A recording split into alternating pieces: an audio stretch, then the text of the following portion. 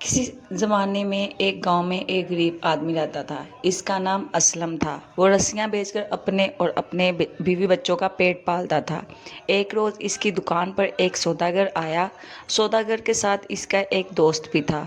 اسلم ان کو رسے دکھانے لگا۔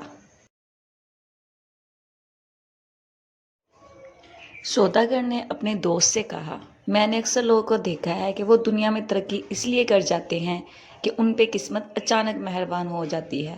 اب اس آدمی کو دیکھ لو، اگر کہیں سے کوئی رقم اس کے پاس آ جائے تو اس کا کاروبار چل نکلے گا اور یہ خود سے بنانے کی بجائے پیسوں پہ ملازم رکھ لے گا۔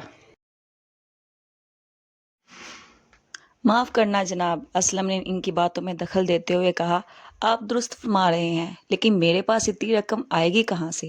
سوداگر بولا، دینے والی تو وہ پاک ذات ہے، اس نے مجھے بہت کچھ دیا۔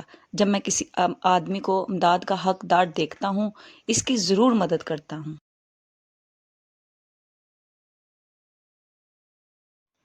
یہ بتاؤ کہ تم کتنی رقم سے اپنا کاروبار شروع کر سکتے ہو؟ اسلم گھبرا گیا اور بولا، جناب اعلیٰ، مجھے غریب کے لیے تو صرف 20 اشرفیاں ہی کافی ہوں گی۔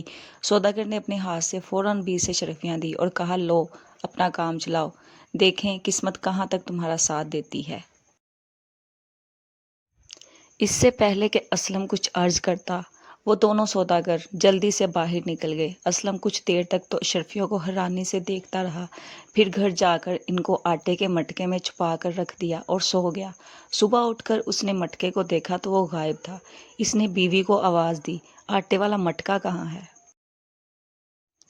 وہ تو میں نے حجام کی بیوی کو دے کر اس سے مہندی خرید لی ہے۔ ارے احمق، اس میں تو 20 اشرفیاں تھیں، جا اور بھاگ کر واپس لے آ۔ اسلم کی بیوی بھاگم بھاگ حجام کی بیوی کے پاس پہنچی تو معلوم ہوا کہ اس نے مٹکے کو کباڑ کی دکان پر بیچ دیا ہے۔ بیوی منہ لٹکائے واپس آ گئی اور سارا ماجرا بیان کر دیا۔ اسلم سر پیٹ کر رہ گیا۔ ایک دن وہ دونوں سوداگر ایک بار پھر اس کی دکان پر آئے تو انہوں نے دیکھا کہ اس کی دکان ویسی کی ویسی ہے۔ ان کے پوچھنے پر اسلم نے سارا ماجرا بیان کر دیا۔ فکر نہ کرو، سوداگر نے کہا، یہ لو 20 اشرفیاں اور اس مرتبہ دیکھتے ہیں کہ تمہاری قسمت کہاں تک ساتھ دیتی ہے۔ اسلم نے ان کا شکریہ ادا کیا اور وہ دونوں چلے گئے۔ اس مرتبہ اسلم نے اپنی بیوی کو بتا دیا اور اشرفیاں اپنے بستر کے پہلو میں باندھ دی اور سو گیا۔ رات کو چوہے اس کے بستر کے پہلو سے اشرفیاں نکال کر اپنے بل کے اندر لے گئے۔ اسلم صبح اٹھا تو اس نے دیکھا کہ اشرفیاں غائب تھیں۔ وہ پھر سر پیٹ کر رہ گیا۔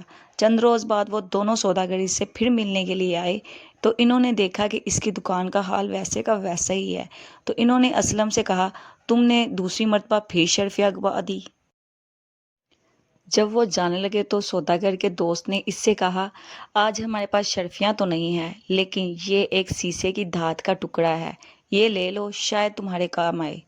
یہ کہہ کر وہ دونوں چل دیے۔ اسلم نے گھر آ کر سیسے کا وہ ٹکڑا ایک کونے میں پھینک دیا اور اپنی قسمت پر آنسو بہانے لگا۔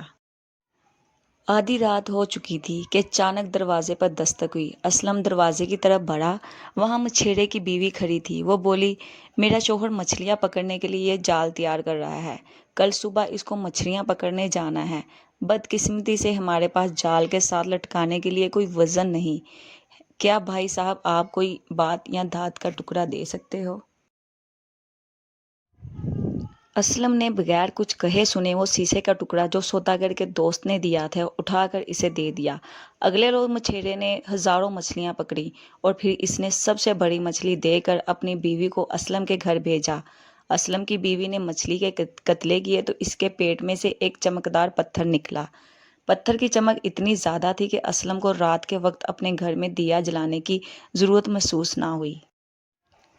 اگلے روز ان کے گھر ایک تاجر کی بیوی آئی اور اس نے اسلم کی بیوی سے دریافت کیا کہ رات تمہارے گھر میں روشنی کیسی تھی؟ بیوی نے سارا حال کہہ سنایا تو وہ کہنے لگی، اگر تم چاہو گی تو میں تمہیں 5 اشرفیاں دینے کے لیے تیار ہوں، وہ پتھر تم مجھے دے دو۔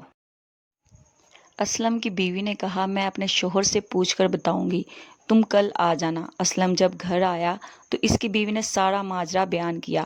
اسلم کہنے لگا، تم نے اچھا کیا یہ پتھر اس کو نہیں دیا، وہ اس کی قیمت 5000 اشرفیاں لگا رہی ہے، تو یقیناً یہ قیمتی پتھر ہوگا، وہ کل آئے گی تو تم انکار کر دینا۔ اگلے روز جب تاجر کی عورت آئی تو اسلم بھی گھر پہ تھا۔ اس نے وہ پتھر دینے سے انکار کیا، لیکن عورت سودے بازی کرنے لگی۔ آخر تنگ آ کر اسلم نے عورت سے کہا کہ اگر تمہارے پاس 1000 اشرفیاں ہیں تو وہ دے دو اور یہ لے جاؤ، منظور ہے۔ عورت نے کہا اور فوراً گھر جا کر 1000 اشرفیاں لے کر آ گئی اور پتھر لے لیا۔